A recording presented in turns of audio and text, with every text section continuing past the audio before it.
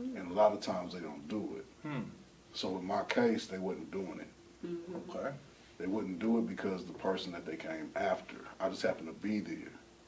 They tried to use my veteranship as, you fought for your country, you need to be more of a stand-up person and tell on the other person and what happened. And I just, I wasn't raised like that. Exactly. So I'm not doing that. Right. I wouldn't tell on myself growing up. I'd rather just get whooped and take the punishment. So I'm not about to tell on nobody else. Right. I can't imagine what that punishment would feel like. Man, I'm not doing that. no, that's right. I'm not doing that. Wow. Yeah, we lying all the way through. I'm not gonna do that one. So that's eventually what happened.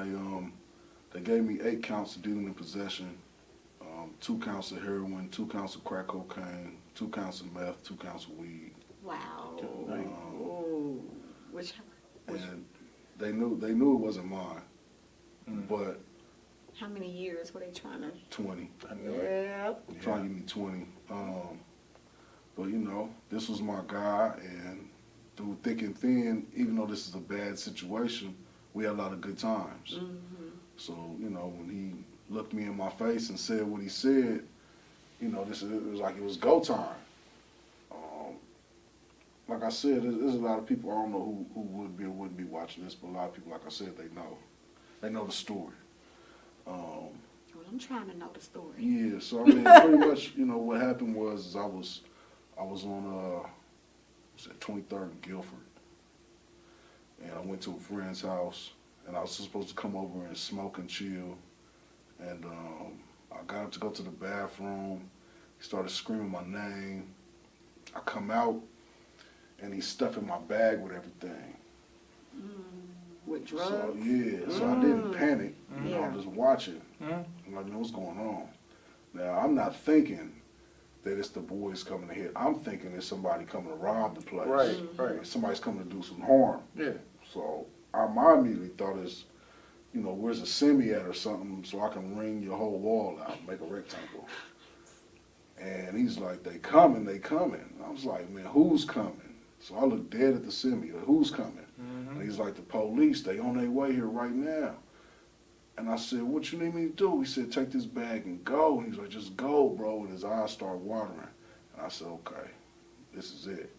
So I took the backpack, I threw it on, I just walked out the door real regular, shut the door, and just started walking across the street. Now my car was diagonal from the house. So, as a Marine, when we do things, everything is like, it's like every step you make, your mind is going. And you trying to figure out whatever the solution, next best thing right before you get into front of your staff sergeant, before you get cussed out about anything or a place you wasn't at where you're supposed to be, it's like you working it. You know what I mean? I'm not about to just tell them the whole truth. Right. You got to work it. So, growing up with mom and dad, like, I know how to do this. So I get to the car, and it's like a little Mitsubishi. The trunk on it would pop real hard. So what happened was it was 2 vans, 2 big caravans, and they were coming down both ends of the street, cutting off both sides of Guilford.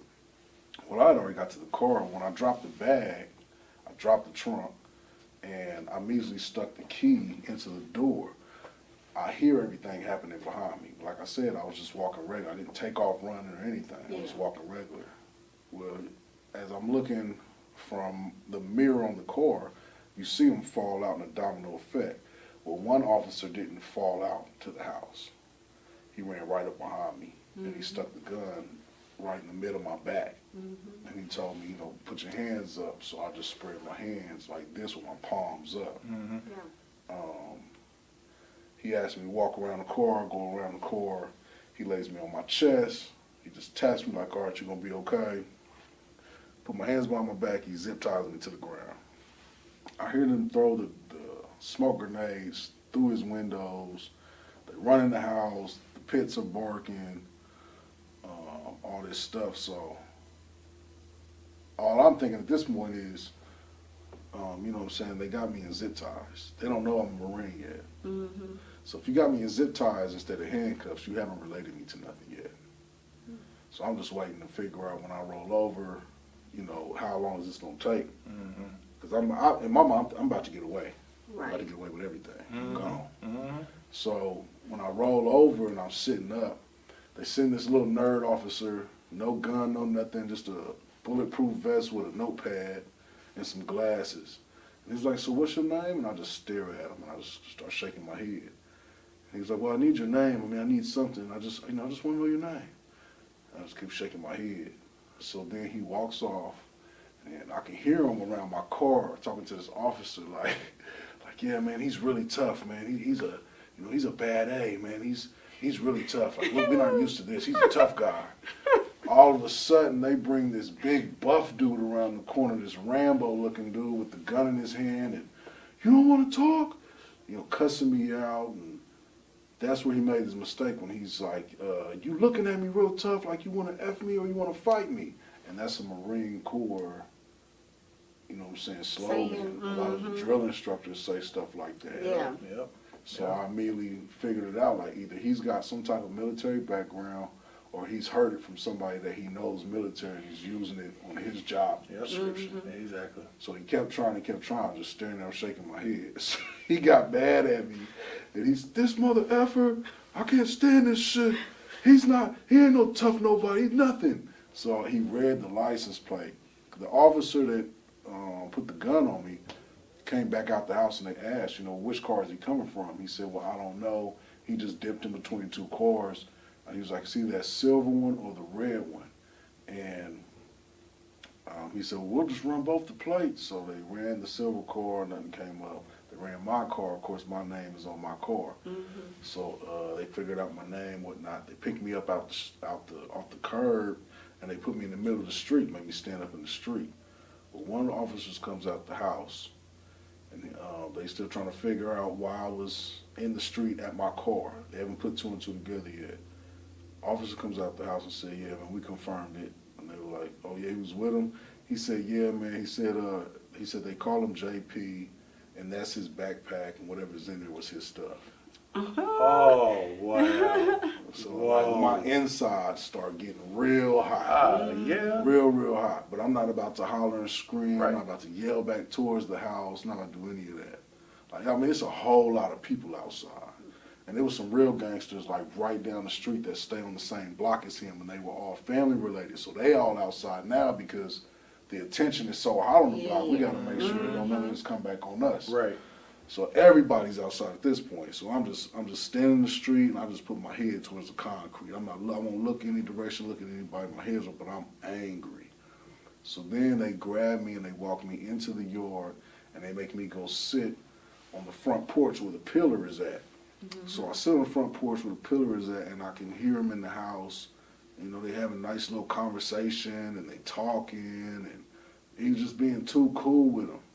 Just too relaxed. Not cool like he's just telling them everything about what's going on today. You already told him something about me, but you're talking to him about the dogs and, just normal, regular people stuff, friend stuff that, you shouldn't be that comfortable just talking about. Right. And in the same sense, I also felt like, maybe it was his way of trying to keep them off his trail. If I just play it cool, if I stay calm, they'll stay calm. You know what I mean? So, long story short, they searched the car, they found the stuff. But what happened was they said that the judge had till like 7 o'clock to send out the warrant. If he didn't send it out, they would have to just let me go. So my mind's still stuck on, I don't care what he said, I still may get out of here. Right. Yeah. I still may be gone. All right. The judge sent it. He came through like around 7:30. They got there before 8 o'clock. They call for a K9. They bring up the K9 unit truck. They go over, check my car. They get the bag out. They start talking. They send these two undercovers over and they ask me, just tell us what's going on, man. We already got him. We know that you ain't got nothing to do with it. We didn't expect you to be here. He sold to a CI and he sold to some undercovers. And what the undercovers didn't realize is the day that we was having a barbecue over there, a group of guys hanging out, I was there. They didn't recognize me. Wow. And so that blew my mind because when the female officer, she started talking to me, she pulled her mask off, and I seen her. Mm-hmm. I knew who she was. You recognized her. Yeah, I recognized her from Wow. the day she came. You know, they were, like I said, they don't know I'm a Marine. Y'all over dressed up trying to look like homeless people. Like, y'all just, Wow. white people are never that dirty. I don't care how dirty they are. They're not that dirty. Right? Y'all look like y'all been in the dirt fighting with mud pies. Like they were too dirty to play the role. Right. And so I just recognized her. Now the other guy, I hadn't seen him yet, but when I seen her, I started immediately looking around outside because I'm like, if she's here, the other guy's here. Well, she just kept asking me, you know, where were you coming from? I said, I came from down the street and around the corner. And she said, you came from where? I said, down the street and around the corner. Well, why would your car be over here and you be down the street and around the corner? I said, do you see this neighborhood? Why would I be in my car and why would I be getting drugs at the same time with my car on the same street as when I'm getting the drugs? So somebody could take my car. So you don't sell drugs. No, woman, I'm an addictive user. I use drugs. I use my VA check, and when it comes, I go buy drugs. And she's just staring at me. She didn't expect me to say that. Yeah. Mm-hmm. So she walks away. She comes back, and she asks who I was. And I said, I'm a United States Marine. And she just stood there for a second. And she said, do you have any way of proving that? And they just took it off, but you used to be able to Google my name. You know, with the internet on YouTube, they always say the first thing that pops up that you Google is the most important thing on the internet of that topic or whatever. Sure. So when you would put in Jordan Powers Marines, I was the first thing that popped up on the internet. I can vouch for that because And my- that's when I met him. Yeah, and he my was shoulder. like, you can type it up. I'm sitting there like, you know, whatever. And I was like, Yeah. wow. I was like, oh, okay. So I pulled it up for the lady. After I pulled it up, about 5 minutes into it, police just started dispersing. Started leaving. All them officers, everybody. You know, when officers do it, they all want to know. They all get the call over the thing. Everybody wants the crime scene, the drug. Everybody want to pull up and see. Everybody's not a part of the case, but they ain't got nothing going on. Right. We're going to pull up and see what's going on. Exactly. And they just be out there. Well, they just start leaving. Wow. It's a whole Marine caught up in there. They gone. Because they don't know who you are, what you could be a part of. They don't know any of that. So nobody wants to take the responsibility of taking a war vet into a place full of war vets. That's not what officers do. They don't do that. Gotcha. You know what I mean? Because nobody wants to be embarrassed like that. So people start leaving. So then this Dominican undercover dude walks up to me, gets down on his knees, and he's talking to me like, bro, he was like, man, you know we're not here for you, right? And I'm like, yeah, I hear what you're saying. I said, but I'm not here for this neither. Right. Walking down the street, y'all just snatched me up, put a gun in my back and all kinds of mess. And he was like, bro, you know, he's like, it's cool, man, it's cool. Like, we know, bro, we know what's going on, you know what I'm saying? We're not here for you. We just want you to tell what happened and how you got stuck with it. I said, look, man, I kept telling y'all the same thing. I came from down the street and around the corner. I was going in my car, and y'all put a gun in my back. I was on that hot concrete over there. Then y'all picked me up, stood me in the street, and y'all walked me over here. I went to sleep on the pillar. I woke up, and y'all still out here. I said, I don't got nothing to do with nothing going on over here. And so he tapped me on the shoulder, and he laughed. And he turned this way on his knees, because I was sitting that way. And he whispered in my ear, and he said, if you had gotten in that car within 2 to 3 minutes before we actually stopped the vans in front of this house, you'd have pulled off with the dope. We'd have never been able to stop you. You'd have turned that corner whichever way you went, and you'd have hightailed it, and you'd have been going with everything.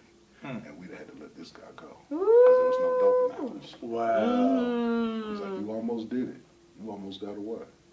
He's like, you good. You really good. You better than what we've ran into before. And he just tapped me on the shoulder, and then he walked away. And this other officer was just like real rude, this white guy. He kept walking in and out the house like, I wouldn't trust that MFer. I wouldn't trust him. You couldn't call yourself my friend and you gonna stash all the dope on me and yada, yada, yada. And so, you know, I hear what you're saying, but at the same time, there's good and bad cop, and you're playing that role right now. And you're gonna do whatever to try to make me say what I need to say so I can get in this car and leave. I'm not have to be handcuffed, hella police outside. I'm supposed to jump back in the car and ride past all the gangsters at the end of the block and just leave and go about my way. Right. If they Like send that's you what- up. Yeah, That's right. a setup. You just gonna send me like they're not Right. gonna see me eventually Right. later or whatever the case may be in life. Exactly. Yeah. So I'm like, nah, we just gonna sit this out. We just gonna sit this one out. We're gonna ride this through. So the next move they tried to do was they put him in the shuttle van and they put me in the detective car. Mm-hmm. So when they put him in the shuttle van, I stood up off the thing. I'm thinking, it's my turn to walk to the shuttle van now. Oh no, he's not going to the shuttle van. Shuttle van takes off in front of me. They put me in the detective car.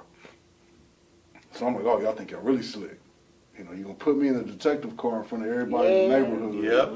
and try to make it look like Exactly. one You way going where it somewhere. really is, Rolling over. right? Yeah. Yep. Yeah. Yes, sir. So they put me in the detective car, rolled me down the street, told them the same thing. We got off of Guilford, what's that, Classic. Rolled back towards downtown, you know, and now they take their mask off, and it's him. It's the white dude. Mm. He don't recognize me. He keep looking back in the seat, looking at me, but he can't put nothing to nothing. He don't recognize me from that day. Yeah. So, you know, they keep saying like, bro, you know, man, if you just tell us right now, bro, we'll drop you off at an anonymous spot. You can have somebody get the keys to your car. They can go back over there, pick your car up, you know, meet you somewhere, and all is good, man. We don't have to take this long drive Don't downtown. trust it. Man, Don't trust it. I said, man, I just told y'all picked me up. I was coming from down the street and around the corner, man. Y'all keep talking about this stuff at this house and all this that happened, man. Look, man, I don't know nothing about that, man. I came from down the street and around the corner. Next thing I know, I'm sitting on the little thing. I'm waiting on him to come outside. Y'all even picked up a child molester that wasn't even around. How you gonna tie all of us together? Oh my goodness. Just tied 3 black men together, just have them be outside in the street. Okay, man, all right, we'll let it go. You know, guess we're just riding downtown. Guess we riding downtown. Mm-hmm. Guess we going. So what happened when you got down there? What did you see the judge and? Well, at first I didn't. You know, I got downtown. You know, they book you and stuff. They put me up in they put us in the regular Marion County jail. I was in there for about 2 days. Then they moved me over to CCA, and he stayed over there. And so this is when stuff got confusing for me because we both didn't move together. Mm-hmm. So now I've got other questions on my mind. Yeah. You know, if I'm being moved to the non-violent side in CCA, why is he stuck on the violent side? Mm-hmm. Right. You know, they found guns and stuff in the house, but nothing was shot. Mm-hmm. This wasn't a violent situation. This was just a drug bust. Yeah. So why aren't we both going to CCA? Mm-hmm. And that's when I found out later that he was already a habitual offender. Oh. Okay. Now, these are things, you know, I didn't already know about the Yeah. man. So you're a habitual offender, but you was back on top. Mm-hmm. So, you know, it raised other questions as to how are you back on top in the game, but you're a habitual offender. Yeah. You know what I mean? Like, certain things you ain't supposed to have, and certain ways you ain't supposed to be moving. Right. Mm-hmm. Anyway, so it really put my heart in another place. Mm-hmm. Now I'm amped up to get up out of here. Yeah. So I started making phone calls. Called to Missouri, called back home to Oklahoma, called out to Texas, called some people and let them know, like, I need y'all to send this. I said, I can't fight this from the inside. Y'all need to get me out. Yeah. So my mom and somebody else that I knew went on and paid for it, get me up out of there. Yeah. You know what I mean? Because I told them, like, you know, my mom asked, like, do you need a lawyer? Do you need, nah, I just need to get out of here. And so how did you You get get me hooked out, up? I handle the rest. Gotcha. How did you get hooked up with the Veterans Court then? That was crazy. So for the first year and a half, I'm in court. 2019, 2017, I cashed the case. I'm going to court. The first public defender they gave me never showed up. Wow, that is trice. He never showed up. So I felt like they did that to try to scare you to say, if you don't have nobody to represent you, clearly this is so bad, you got to take whatever deals they Exactly. offer because they feel like there's no need to represent you Right. because this is how it's going to play out. Right. Mm-hmm. He never showed up, never answered a phone call. So they gave me this second guy who was like real nerdy. He didn't have the respect of his other peers. and his job was to do whatever he was told to do. He's a yes man.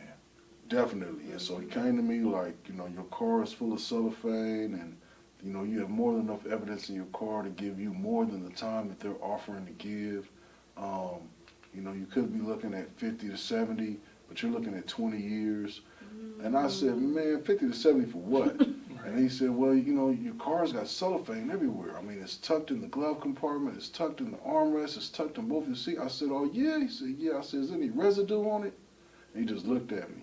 I said, is there any residue on any of those plastic bags that's in my car? And he said, well, I don't think there's any residue. I said, okay, so if somebody's got real bad sinuses and they stuff their car full of tissue and tissue rolls, are they wrong for that? Have they blown their nose anywhere? Isn't it just in case they blow their nose? So you want me to go back and argue? Yeah, fool, I want you to go back and argue that cellophane is the same as tissue in somebody's car that has sinuses. Well, what's the cellophane for? I'm a Marine, man. I'm a military man. What we do is we call it, rat effing our food. We take the food out and you duct tape certain things together, and it's easier to put in your pockets and stuff in the middle of a firefight or whatever. You get that little 2 or 3 minute break. You can break whatever you want to eat something real quick, get your energy back. Yeah. So I kept using the same thing. I'm an avid user. I don't sell drugs. I'm a user. I just use drugs all the time. So if I've got cellophane everywhere in my bag, I got my money, I got my drugs, I got to separate my drugs so I don't do them all in one day. I don't do it all in an hour. I don't do it here, I do it there. I take what I get, wherever I go, I get it done. He was like, okay, well, we didn't find any drugs in the car in the backpack. Oh, okay, so what are we talking about? We're talking about cellophane and tissue then, right? Okay, I'll go say something. Well, he ran it back to the prosecutor. She was mean. White lady with blonde hair, and he tried to tell her I was a Marine. So this goes on every 2 months. I went to court. So about the second time I went to court, she saw me, and he told her about about me being a Marine and that I want veterans court. And she looked at me and she rolled her eyes and she turned back around and she said, he's gonna do what we tell him to do, or he's going away for 20 years. And that's when he came back and ran to me. I just hunched my shoulders at him and walked out the door. Because we're going to play this game all day. I'm not taking no plea deals. I don't care what y'all, I'm not doing none of that. So then he came back again. And when we got to court like the third time, she told him he needs to prove that he's a veteran. So I sent paperwork showing that I'm a veteran and that I go to the VA. Well, then they came back with paperwork and said 20 due 10. And they still want me to take this plea. And I said, I'm not doing it. There was heroin in the whoop. I said, well, y'all still need the lab results. So we don't know if it is heroin. But it ain't mine. They already said who they were looking for. Y'all just want me to tell. And I'm not telling nobody. So then they said 10 due 5. 5 years of home detention, proving that you're a veteran, and you go to drug classes. So I did the drug classes and proved I'm not signing no plea deal. Right. So his time is up. I get this white guy named Brian that's from Chicago. He sees me in a Black Hawks hat. He just falls in love with the hat. Well-dressed, suited. He dressed like a regular lawyer. He was one of those public defenders that he ain't about to be here long. He's moving up the echelon. Yeah. So when he got me, he took care of me. You know what I mean? He had his own connections. He had enough rapport that he had respect at his position. Gotcha. So I didn't have any worries when I dealt with him. Good. So then when we finally get to court, the guy that I was with, we both got out the exact same day, 12 hours apart. But you kept moving on with certain stuff, whereas I chilled out for a year. I didn't want to get caught up. I knew what was going to happen if we ran back into each other. Yeah. You needed me to be Right. tied in Yeah. for whatever may go on this next round. Right. So I wasn't around. Well, he got caught up again. Oh. So when he gets caught up this time, and we all in front of the court, now you got caught up with a white girl in your car, some dope, and a gun. So on this particular day, I've never had court with him. He had court in the morning, I would have my separate court in the afternoon. Mm-hmm. On this day, they brought both his cases together, Oh. and they made me sit next to the girl. She's got like 6 row of family, and everybody's dressed in red and black plaid, and they all look like Bernie Sanders, and they look like they from way up north somewhere. Oh, okay. She brought real representation. Yeah. Her look like she Yeah. was an innocent little thing. Yep. Yeah. And you were running in the courtroom with 2 black dudes. So it got real Twilight Zone-ish. And the girl kept turning in the chair, her eyes got big, she kept looking at me. So she kept doing that. That immediately let me know that she knew who I was. In some shape, way, or form, he done spoke to her, said something to her about me. Mm-hmm. And so now she's putting 2 and 2 together. Well, a black lawyer that I saw way before this that knew of the situation, because I knew one of his friends. They were 2 old school guys. I knew one of his friends. He told me a story about something that happened back in the day here in Indianapolis. And he just wanted me to keep my head strong. It just so happens on this particular day, he's in the courtroom. Mm-hmm. And this is like a year later. Mm. He happens to be in the courtroom. And when he comes in the courtroom, the guy I catch the case with, his lawyer, he don't have enough to keep her. So he don't have nobody to represent him now. And I think his girlfriend fired her because she wasn't really doing her job. She was just taking money and kind of giving them like a runaround. They got rid of the lawyer. He didn't have nobody to represent him. The judge scheduled my day out for another 2 months to the public defender I had, the guy named Brian. And Brian told her, well, ma'am, I won't be there for that. And she said, well, why not? And he said, because I'm timed out. He said, I'm his 3rd public defender. He's getting ready for his 4th. We've all been timed out on this case. And like the courtroom, everybody started awing and oohing because they're not used to that. They're not used to somebody timing people out on a case. Exactly. Yeah. You lasting longer than the people representing you. Yeah, right.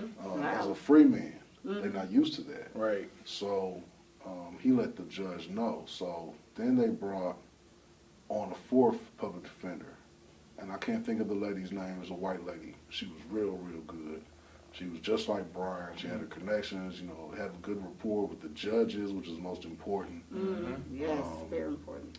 And she was the one that got me Veterans Court. The prosecutor that didn't like me, that was trying to give me 20 years, the science lab results have been sitting on her desk for over a year. Oh, wow. And she didn't care to look at them. Whoa. She thought she got me on the Schedule 1 for heroin. Because then I started learning new things. Like, when you go to court, the judge calls the lawyers, the state prosecutor, whoever, into the office and says, well, what do you want out of this case before we go any further with this case to get started? And they tell you what they want. So now this is what we're looking for out of this case to see if it meets what Their we want, criteria. to lock them up. Right, right. She told him, I want him for heroin. Strictly heroin. I don't care about any of that other stuff on that paper. We have a heroin epidemic, we have an opioid problem, the black community is the lead of it, and we're going to take him down. It came back that it was MDMA. It wasn't heroin. So now she's looking for an amendment. Yeah, I'm sure she By will. the time she's looking for the amendment, it's 4:30. Wow. And the one she's looking for the amendment from is Judge Flowers, a short, beautiful black lady. She was my first judge, and everybody was scared of Judge Flowers because she didn't play no games, black, white, whatever. She didn't care. And if you had an excuse, like I seen her grow up on her own lawyers, so that kind of did it for me. Like, Right. she's no joke. Yeah, Yeah. yeah. Well, what she didn't know is what saved me with Judge Flowers was that one day I called Judge Flowers. It reminded me of my mom or my godmother, any woman that has some type of power. They always keep their secretary close. That's your girlfriend. That's who you're hanging with.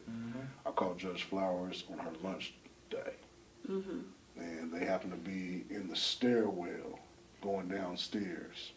And I think they had to be, I was going in, they were coming up. And I just happened to open the door for her. How you doing, Miss Flowers? Fine, how are you? Who are you? I said, I'm in your courtroom, ma'am. Yada, yada, yada. And the lady, he's a gentleman, yada, yada. He got manners. And went on up the stairs, and I went on about my way. And I think she remembered my name. And when the lady brought it up, she was like, oh, That's who that is. Right. You're going to give him whatever he's asking for. And that's what the public defender, that's what she told me. She said verbatim for verbatim how the story went. Nice. What happened was, as everybody knows, especially when it's people of power, you don't send no paperwork in. 4:30, everybody getting off of work. Especially when you somebody like a judge or you an owner of something or you're in a high position. That's right. At 4:30, they technically off. Right. They trying to get out the door by 5 o'clock. Exactly. Well, you try to force the paperwork. Judge Flowers, she wasn't answering the phone. So when she does finally pick up the phone, you're yelling in the phone, and what is this? And I need him to be amended. And Judge Flowers tried to explain to her, look, you asked for heroin. You didn't ask for Schedule 1. You could have said, well, we just want him on Schedule 1, regardless of what it would have came back as. No, you were for certain that he had heroin in his bag, and you wanted him for heroin. Well, I want to get it amended. I want him amended. Well, I'm not doing it amended. How long have you had this paperwork sitting on your desk? And you just now calling me about this? Hey, you wait till the end of the day to say something? Yeah. You're going to give him whatever he's asking for. So when they told me that, my eyes got big. I know they did. Asking for it? All right. So the lady said, well, you asked for Veterans Court, right? And I couldn't think of anything else to ask for at the moment. I'm like, can y'all just let me go? Yeah. We just forget the whole... But I didn't want to push my luck. Right. So I'm just like, yeah, I asked for Veterans Court. Everybody told me it don't exist. And I'm telling you, I signed paperwork. She's like, no, Jordan, it exists. We just don't do that here. We try to... A lot of people, they try to push you off of that.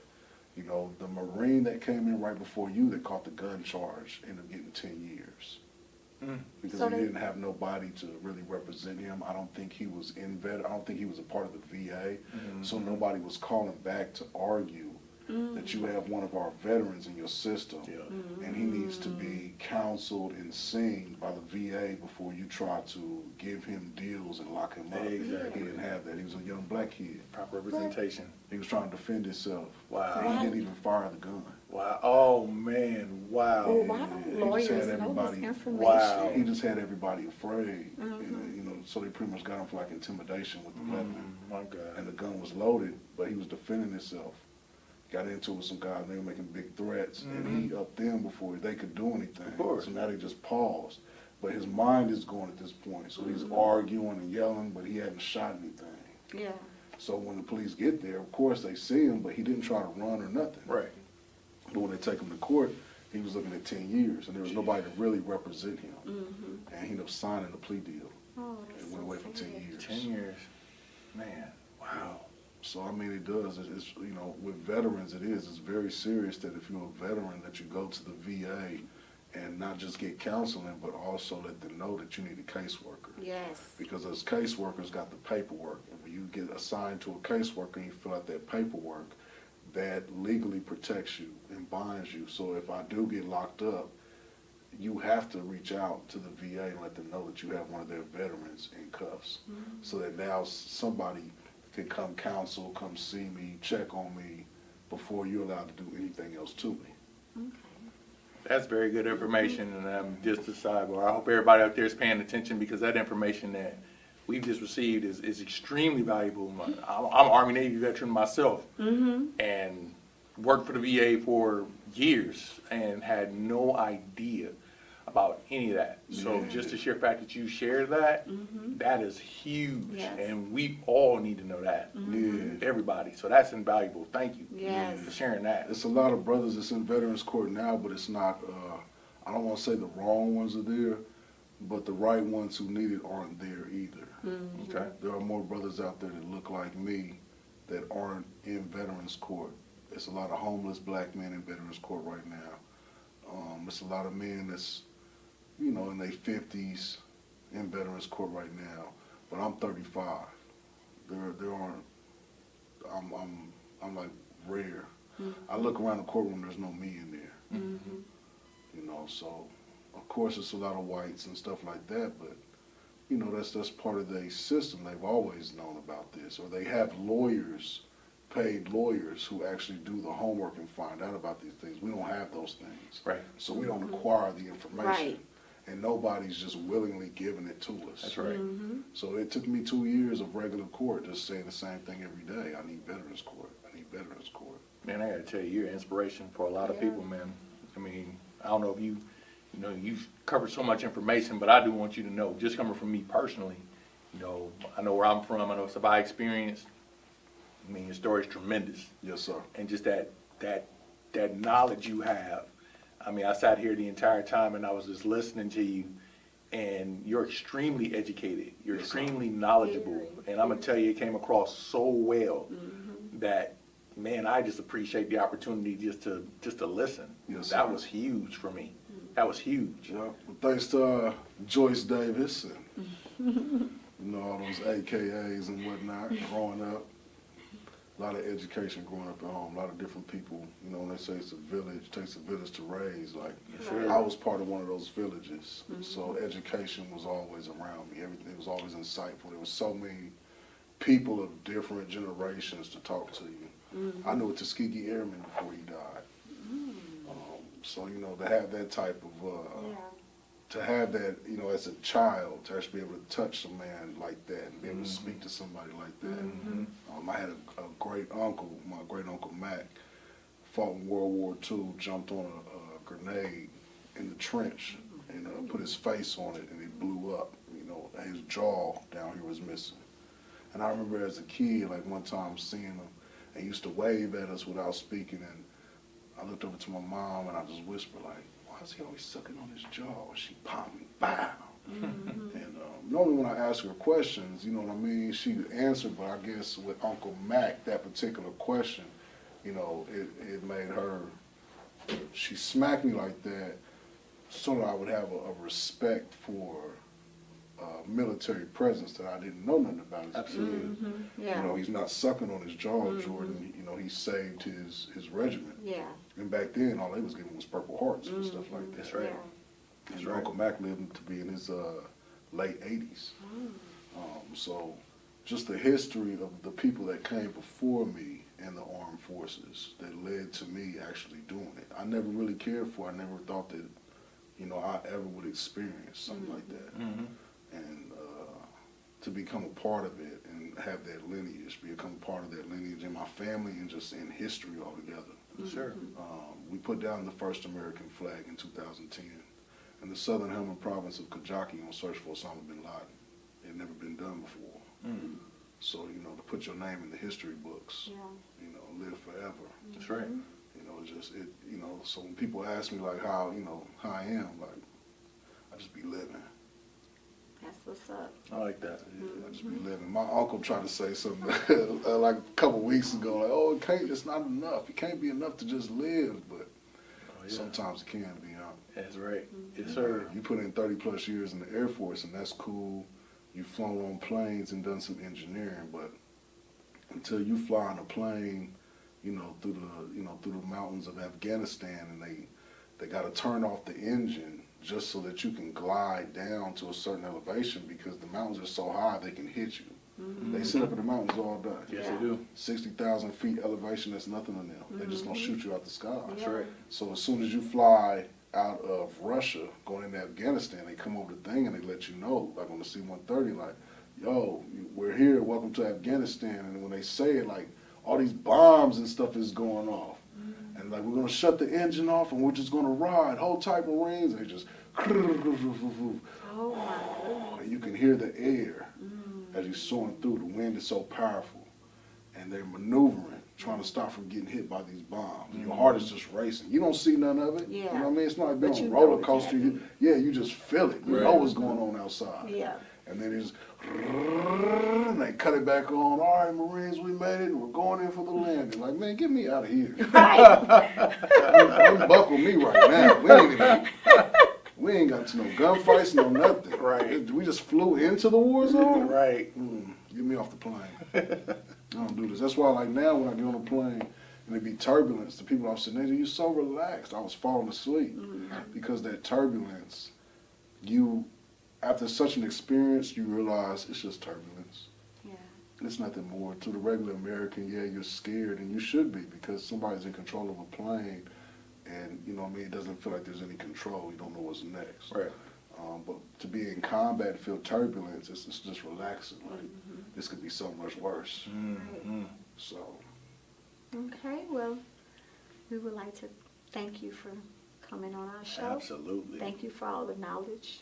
You're welcome. Absolutely. And, thank you for your service. Yes, ma'am. Just one more thing. What would you like the people to know? Give them something to remember you by. Give them a little knowledge. Yeah, A go little ahead Jordan and knowledge. Right. A little They Jordan gotta tell knowledge. them, yeah, impart it on them. They need it. I don't know. Keep your head up. Stay strong. There's always going to be some stuff around the corner. It's always going to be a problem, but there's always a way to solve it. Suicide ain't it.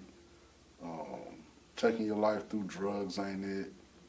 You know, there's always somebody out there that's suffering worse than you. You always got to remember that. So, you know, if you ever get a chance to just take a breath and breathe, sit in a dark corner or a place by yourself with nobody around, take that time out to really think about your situation and what's going on and whether or not you really can prevent it if there's not something else way worse going on than what you got going on. Because when you see it like that, you'll really get up and be like, you know what? This really got me messed up, and you're going to go handle it.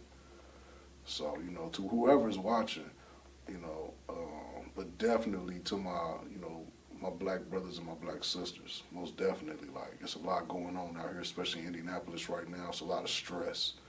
Like, you know, do what you got to overcome it. Don't let it ball up and build up on you. There's way too much out here going on that you could be doing and getting. You ain't got to worry about it like that. Just take it for what it is and keep pushing. Okay. Appreciate that. Thank you so very much. Absolutely. And Welcome. thank you all for joining us. Thank you. And we will see you next time on Life Life Is. Is. Yo, that was fire. Hey, y'all went for, let me see.